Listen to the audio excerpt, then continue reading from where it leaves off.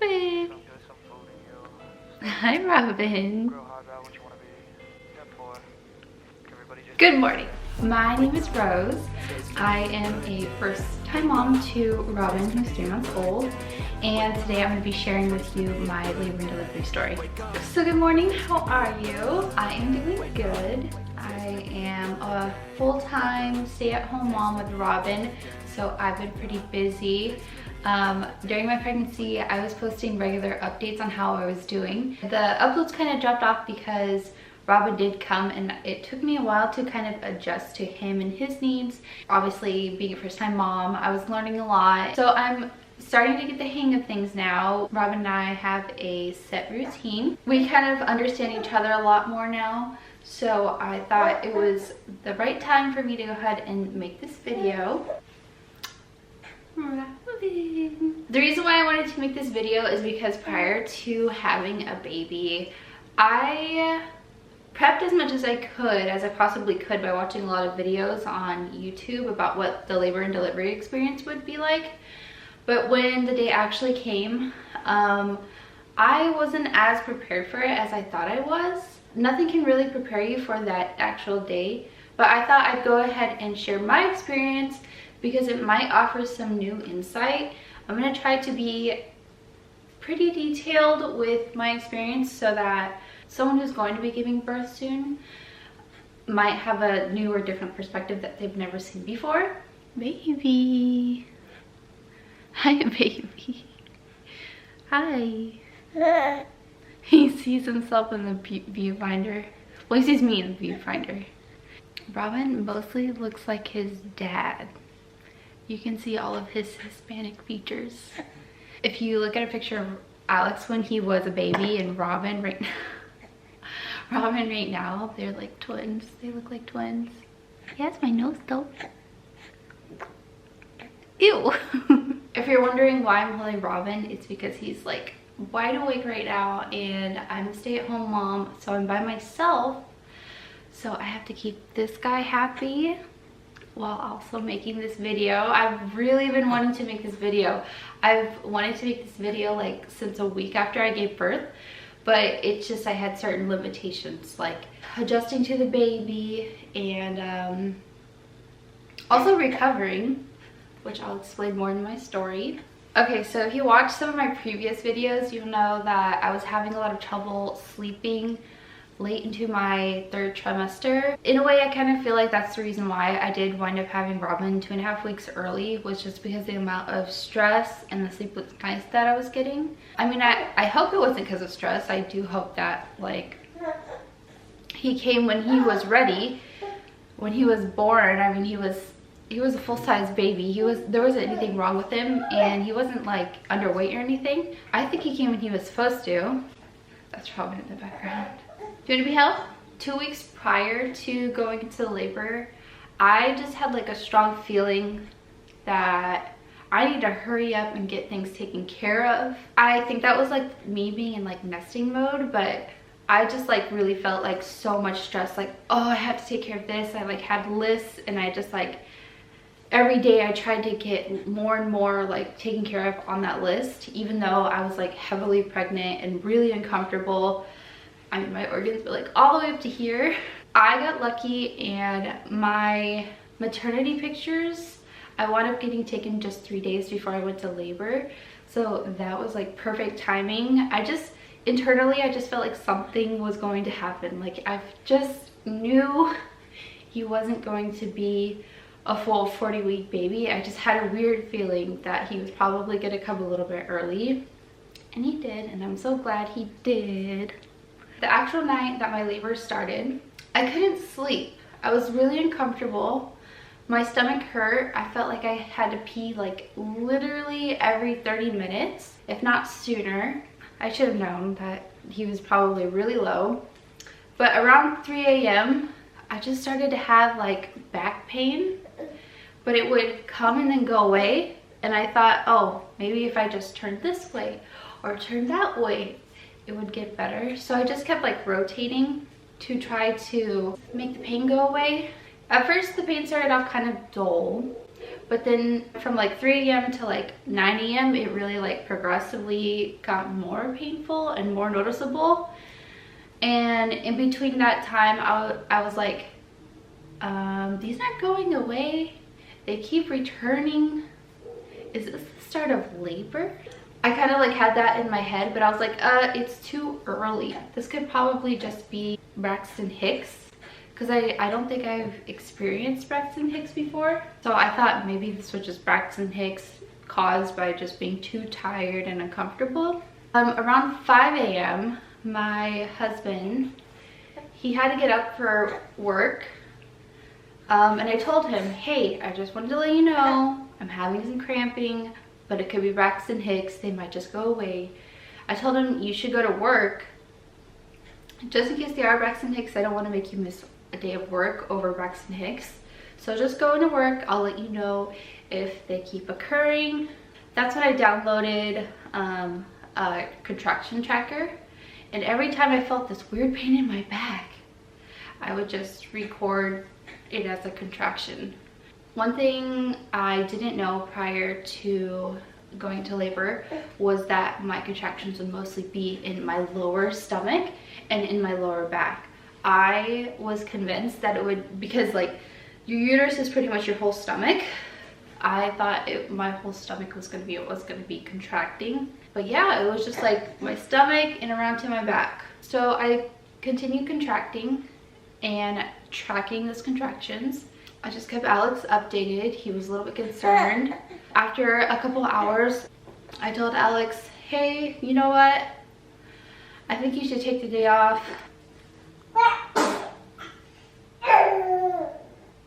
Robin is going to be playing in the background. Around 9 a.m. the contractions were increasing. They were getting more painful, so I told Alex, go ahead and come home now. Just take the day off.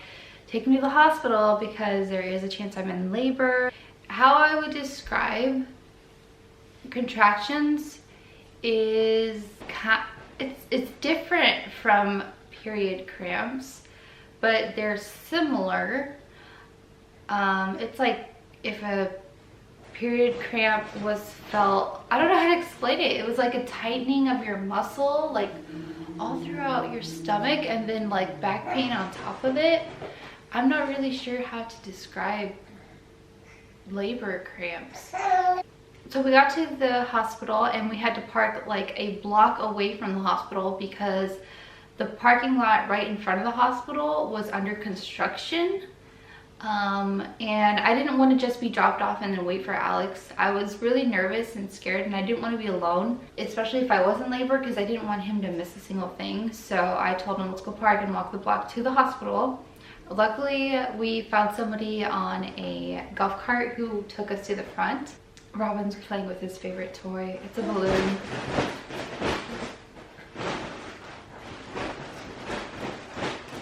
At this point, I had to lean on Alex every time I had a contraction because they were starting to feel a little more uncomfortable. So we get checked in and we get a room, but it's just the triage room. And they told us they were gonna hold us there to see if I would progress. They checked my cervix. I had no idea how painful and uncomfortable it was gonna be, but they basically like stuck their whole hand up there and then squeezed a finger inside the cervix, and they told me I was 1 centimeter dilated. They held me there for an hour to see if I would progress, and then after the hour they did another cervix check and I was 2 centimeters dilated, so I was allowed to stay. I was really worried that they were going to send me home. I didn't want to like drive all the way there just to be sent home, and then Alex had taken that day off for no reason. I don't know if anybody else has ever heard about doing this, but I created a whole folder full of my like medical history. It included my ID card, my birth certificate, my marriage certificate in case they wanted to verify that Alex was actually my husband and if he could actually have his name put on the birth certificate. Like, I was just like overly prepared. I brought all of the printouts from each appointment I had during my pregnancy. I even like brought out the printout that I had from when I went to the hospital during my pregnancy. and they never once looked at it. They never once used it. We went to the room where I was going to have the baby, and it was all set up for us. We had the baby bassinet where the baby was gonna be weighed and measured, and it had a heat lamp, and that kind of made me really excited. Our room was pretty nice. We had a really good view of the city. Like, that's not what we were there for, but I thought that was nice.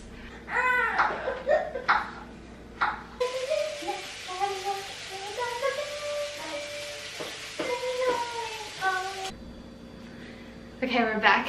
One thing that all the YouTube videos, all my research, everything that I had done to prep prior to going to labor didn't teach me was that the baby still moves in the uterus while you're in labor.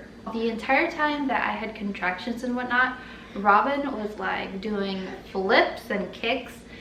It almost was like he wasn't even fazed that I was in labor. I don't know what was going on in there. Okay, so back to where I was. Alex picked me up. We went to the hospital. At the hospital, they triaged me to see if I would progress. And then from the triage room, we went to the labor room. Alex and I were super excited, but we had no idea like what we were about to get ourselves into.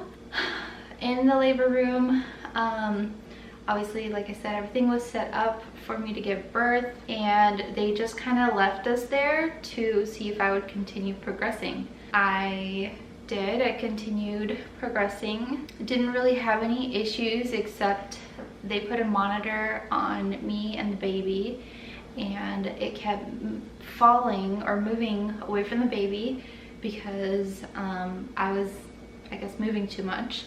So they gave me one that wasn't connected to the computer, like one that I could walk around with, so that I could get out of bed and get some movement in, so I could labor in different positions. I learned so many tips and tricks on to how to like make labor, one, less painful, and two, a little bit faster. So after they gave me the ability to be able to walk with the monitor, it's called a walking monitor, I was able to like have my husband like push on my hips. I'm not sure what it's called, but he would like push on my hips to ease like the pain that I got every time in my back.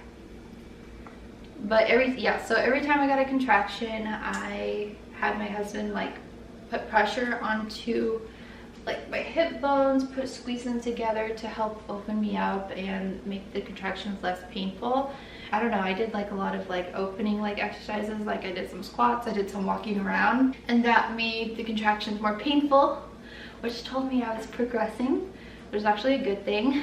There was one point where I felt like I had to poop, but like legitimately poop. My body wasn't telling me the baby was coming yet. I just genuinely had to poop, not push out the baby yet, because I've heard a lot of moms say that like when you have to poop, that's when the baby's coming out.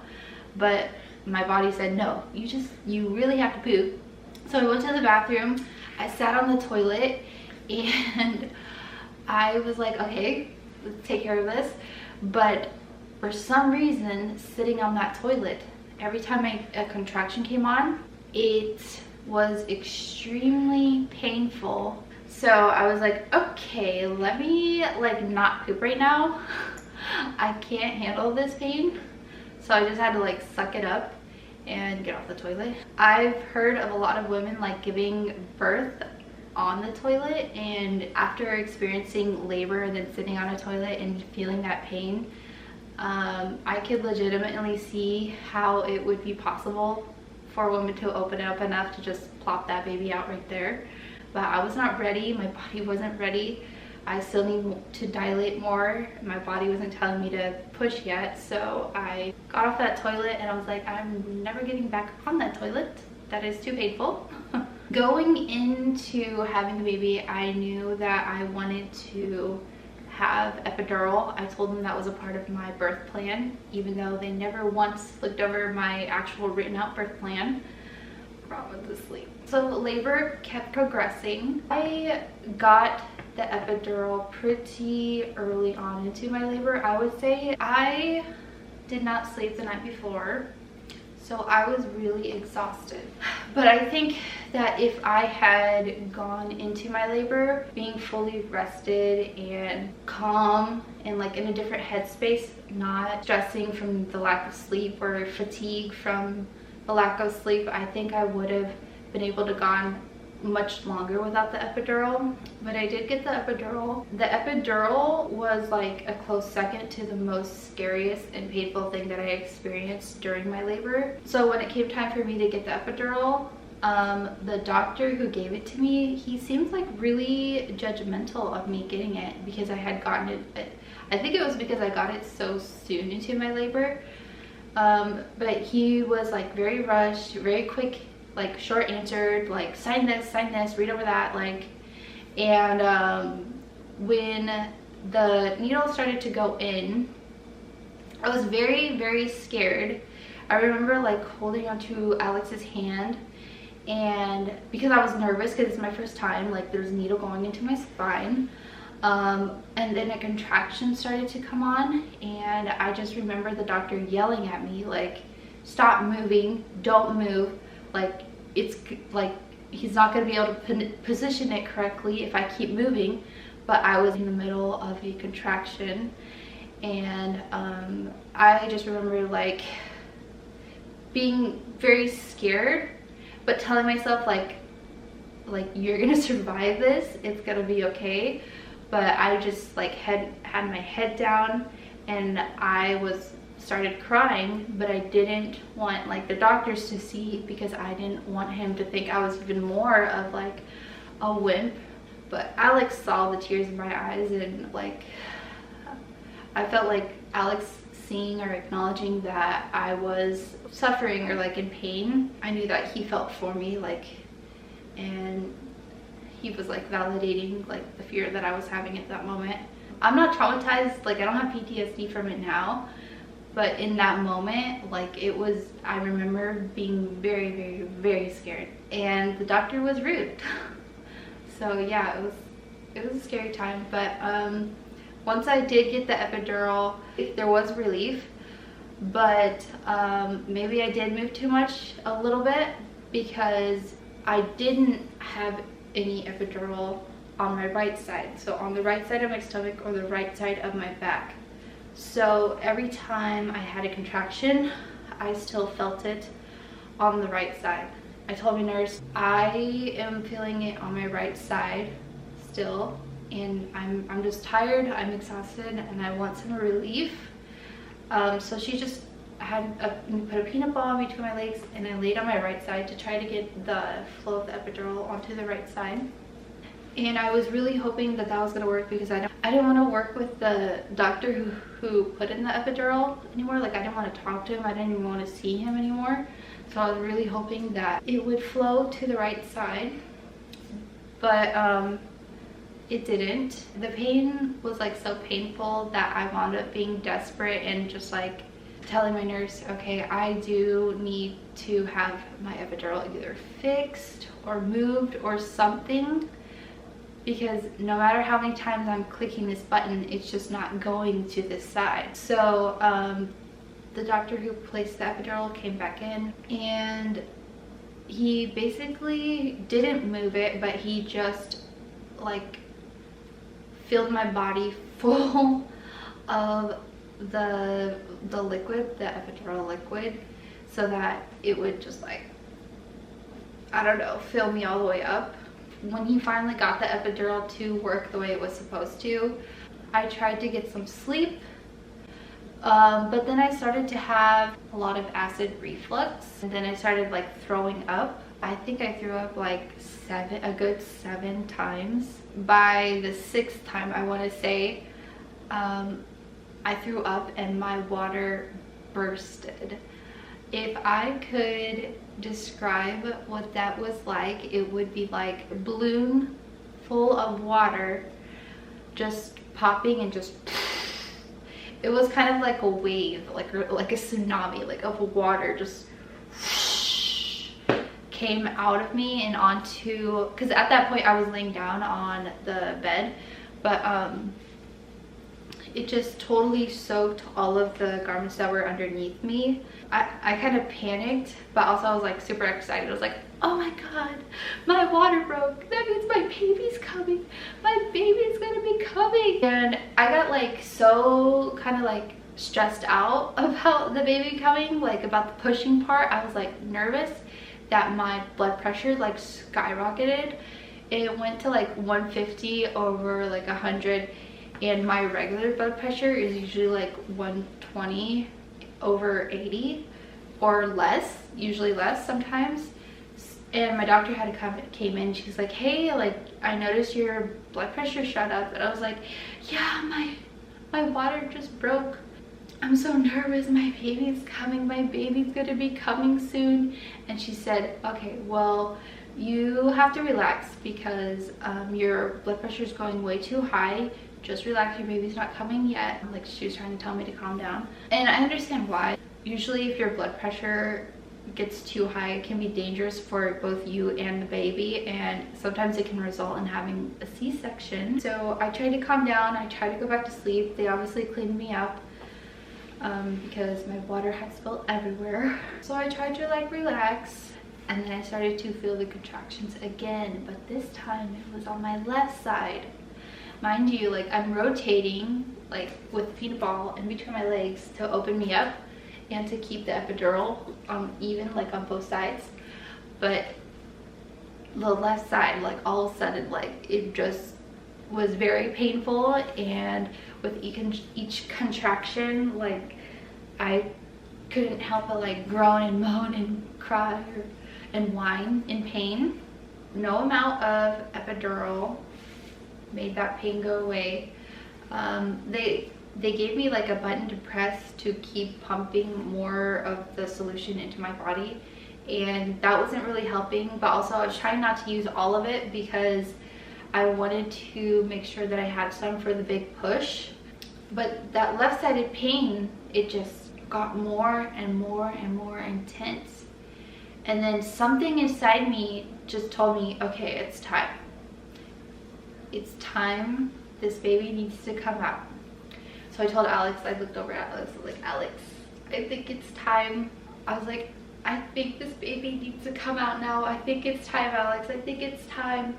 So he's like, what do I do? Like, the nurse isn't here. Like, I found the remote and it had like a call button for the nurse. So we called the nurse, but she didn't come.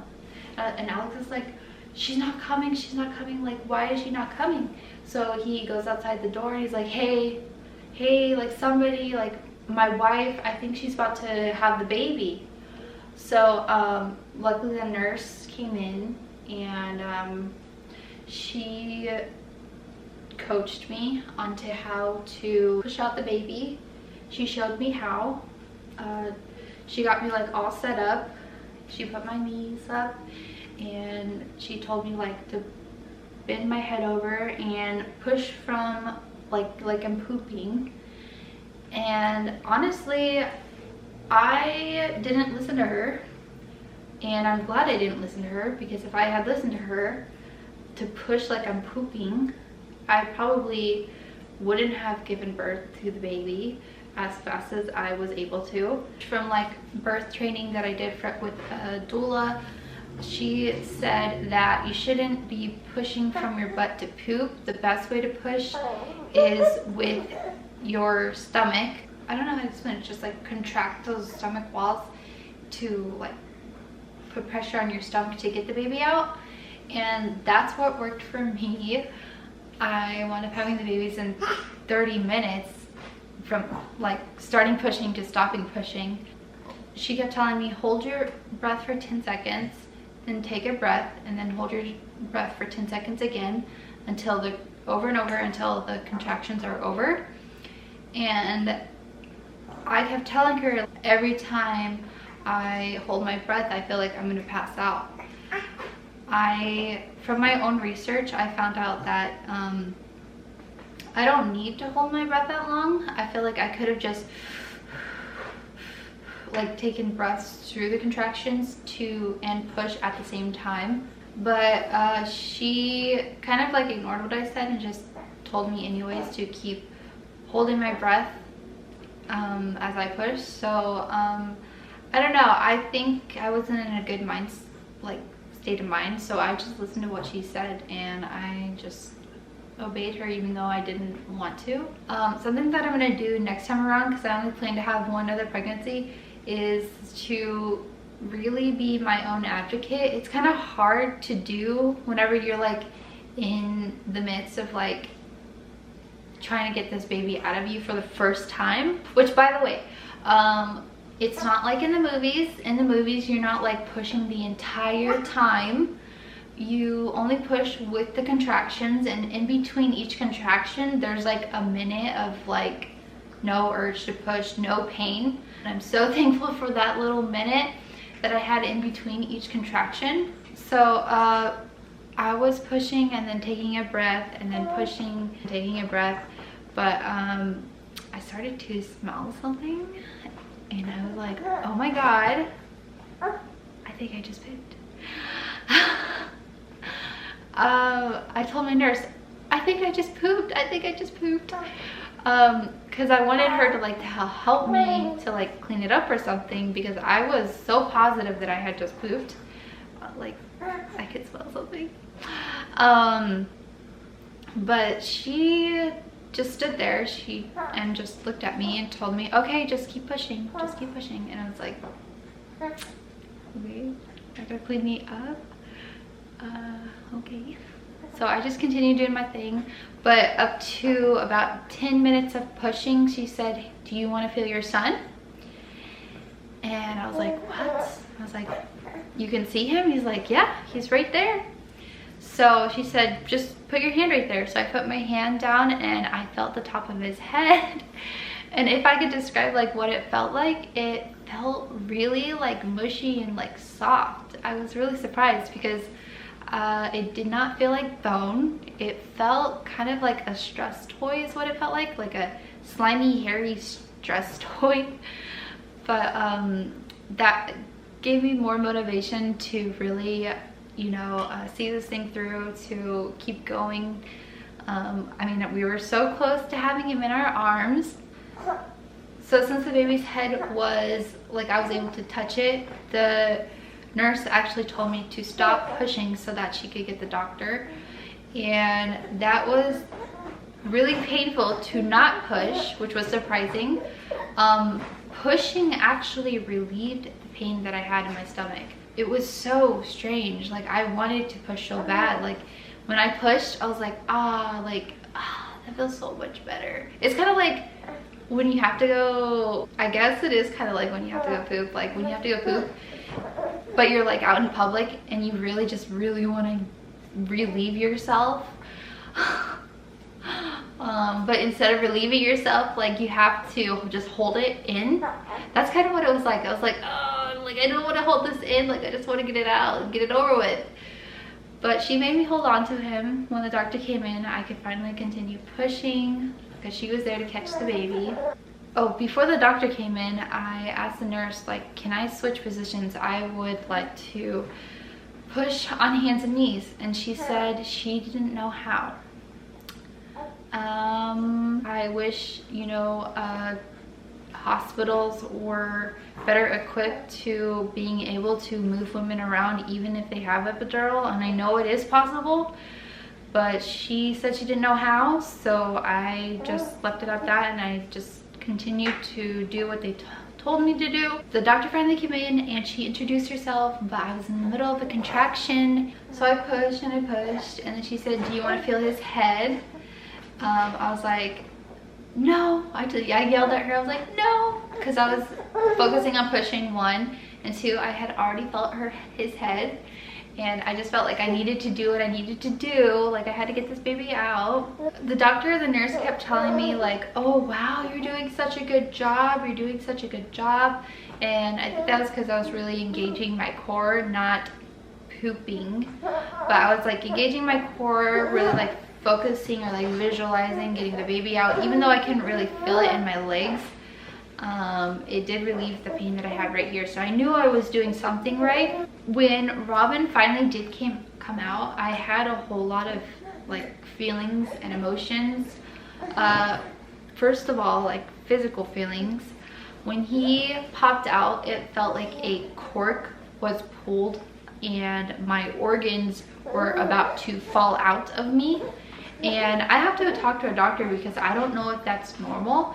But I got a lot of judgment for screaming from subscribers or viewers in my last video that I posted, because they're like, oh, I never screamed during my whole labor and delivery. And I was like, well, congratulations, but did you have the sensation of your organs about to fall out? To be honest, like later on, I didn't even remember screaming. I didn't know I had screamed. I didn't realize it had happened. I watched back the video, I'm like, oh, what? I sounded like that? Like that happened? It's just like there's so much happening, so much going on that like you don't even realize, like you don't have the ability to be polite or considerate of other people in the room. But yeah, so I screamed, but it was only because of the feeling of my organs feeling like they were gonna come out of me. I don't know if that's normal. I should talk to somebody about it. The other feelings that I had was like relief that he was finally here. Like I got to hold him, he laid down on my chest, and I was like feeling exhausted, overwhelmed, in shock. But I had this little baby here on my chest, and I just like looked down on him and I was like, he is so big. Like I just thought to myself, wow, like he's 2.5 weeks early and he's a full-size baby. And it was great because like nothing was wrong with him, even though he's a little bit early. Like he was breathing on his own, he was crying, which I remember now, like he cried for a good hour after being born. I was just like thinking to myself, I wonder what he went through. I know he's not gonna remember this, but like, did it hurt him? Because he just cried and cried and cried for a whole hour, and I just felt really, really bad for him. I didn't know what to do. And, you know, mothers, we get to have epidural, we get to have like other people like comforting us, telling us we're gonna be okay, we're gonna get through this, but I couldn't imagine like what he was probably going through at that time. Like he's so vulnerable and he's like, he doesn't know anybody yet, you know? So I felt really bad for him. I looked at him and I was like had a lot of like thoughts going through my head. I was like thinking like, wow, he looks nothing like me. I was really surprised by the way he looks. Like he looks exactly like his dad, nothing like me. Like he has brown hair, brown eyes. He has like Hispanic like features, and I'm like red hair, blue eyes, like pale. But nevertheless, like I knew like this is my son, and I felt a connection to him right away. I know that some moms like feel like this is like a stranger, but I didn't feel like this was a stranger. I felt like this is my son and I'm gonna take care of you no matter what. Like I'm gonna be your advocate, I'm gonna stand up for you. Like you're my son, like you are mine. Anyways, they pulled out my placenta. I didn't feel it. I was expecting the placenta to be the same size as the baby. Alex said it was like 2/3 the size of the baby, or like 1/3. He said it was kind of small. I wanted to feel it, I wanted to touch it and see it. Like I had a baby in my arms, I couldn't really like say, hey, wait a second, can I see that? Like I just wasn't really focused on that. This boy just woke up from a nap. Yes, he did. He sees me at the viewfinder. They told me that I had like a 2nd-degree tear, nearly 1/3, but they stitched me up pretty well. I didn't feel when they gave me stitches, luckily. I'm gonna do the rest of this from right here. That's Robin's favorite balloon. So I gave birth to Robin at 5 a.m. in the morning. The day that we first had Robin, there was so much happening. The nurses kept coming in and having to take care of this and that, like blood draws, checking vitals like every hour or so, checking blood pressure and whatnot, making sure we're both okay, making sure baby was being fed, and making sure that the baby was also going pee and poop like normal, which he was. I was scared to sleep at the same time as Alex because Robin was pretty tired, so he wasn't crying out for his needs or anything, and he needed to be fed regularly. So we were like, let's just take turns sleeping, but neither of us really got any sleep that night. So we went like 3 days in a row of like hardly any sleep. But it's like, yeah, right away you gotta be parent, you gotta take care of your son. This is your responsibility. This is what you waited 9 months for. I mean, I knew this was gonna happen, but it was kind of like a little bit shocking in the moment because I just went through that really difficult like labor and delivery. But you don't get a break. Right away, you're a mom, you're a dad, you gotta do what you have to do. And we just did it and we got through it. My hormones from having a baby were so out of whack that when he would cry, it would really affect, like break my heart, and I would cry with him. But after the second day, we got to go home with him. We were exhausted, we were fatigued. The nurses just wouldn't leave us alone, which I kind of expected to happen just based off of like everybody else's like labor and delivery stories. But they did let us go home, and for like the next month, 2 months after that, every 2 hours, Robin's been up and needing to eat, needing to cuddle. I get shy on camera, so it's like hard for me to express like how I really feel, but it has really been an amazing journey. It's been very rewarding. It's been very fulfilling. It's really hard, but this life isn't about me anymore. It's only about Robin. He's the new life. He's the new person in this world. He didn't ask to be brought here, so it was my decision to bring him into this world, so I have to do my best to give him everything, because that's what he deserves. He deserves the best. He deserves everything. So I'm gonna try my best to give him all of myself, all of my time, all of my attention, and make sure that like I'll be able to have a relationship with him for the rest of our lives. I'm thankful like it didn't go too bad. I'm thankful I didn't have to have a C-section. I'm like glad that it went relatively well. Everybody's like first labor and delivery is just very scary. I would say mine wasn't too bad. Not bad enough that I wouldn't want to have another child. I think just one more and then I'm good. But yeah, thank you for listening. I had a hard time trying to film and create this because I don't have anybody else to watch Robin, and I'm just taking care of him right now. But I hope you enjoyed it. I hope it was informative. I hope you learned something new that maybe somebody else hasn't already told you about before. The best way to prepare yourself mentally to go into labor is just hearing other people's experiences, doing your research, taking training courses. So if you're gonna be a first-time mom, do all of that. You have give or take 9 months to learn about your labor and delivery, so never take a day for granted.